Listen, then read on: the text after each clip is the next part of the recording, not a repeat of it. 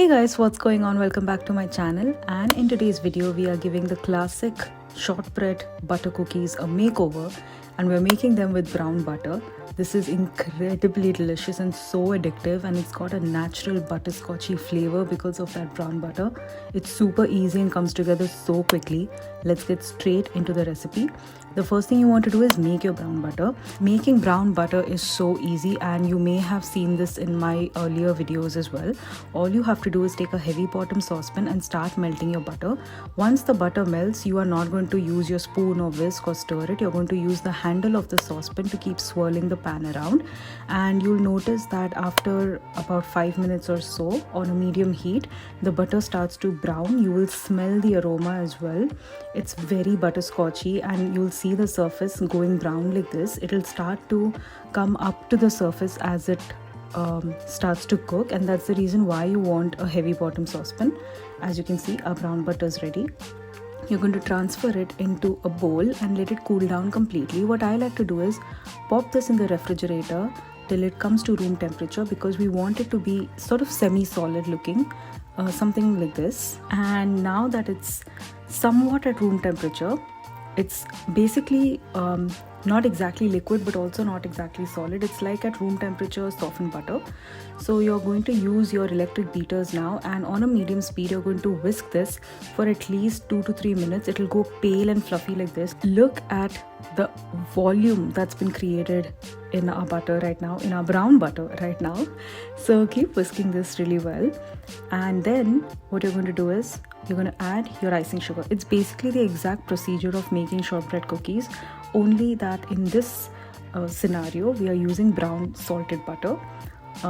You could use unsalted butter and then add a pinch of salt later on, but I love adding salted butter, and I in general love using salted butter in my baking. Now once you add the icing sugar, you are not going to use your electric beater straight away, because there's going to be a dusty cloud of icing sugar all over the place, and you do not want that. So use your spatula and just move everything around until it's a little bit well incorporated with the butter, and then whisk it on a low speed for about a minute. Then use your spatula, go along the sides and the bottom of the bowl, making sure you've got it all together, and then whisk it again for another 1 to 2 minutes until it is nice and light and fluffy. All the ingredients have been mentioned down in the description box below, so check it out. Now we're going to add our all-purpose flour. I have sifted this all-purpose flour and then added it into our cookie dough.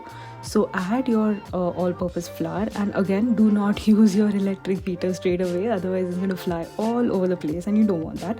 So take your spatula and mix it around, making sure that it's a little bit incorporated with the cookie dough, and then using your electric beaters on a low speed. You're only going to mix this for about 10 seconds because you just want it to come together, and the rest of the dough making, so to speak, is going to happen with your hands.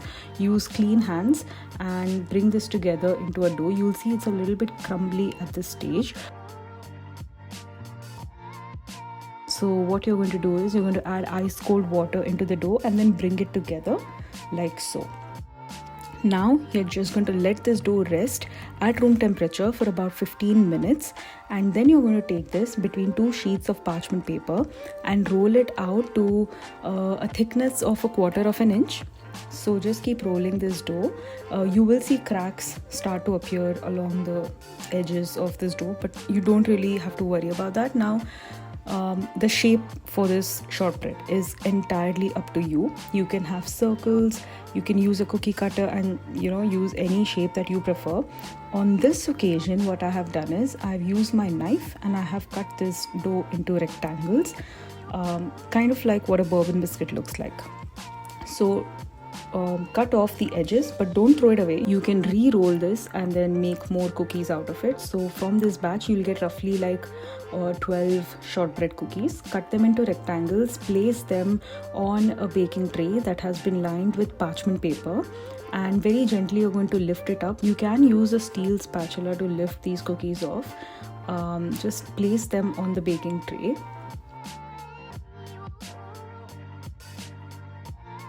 And then you're going to use a toothpick and make some holes on the surface.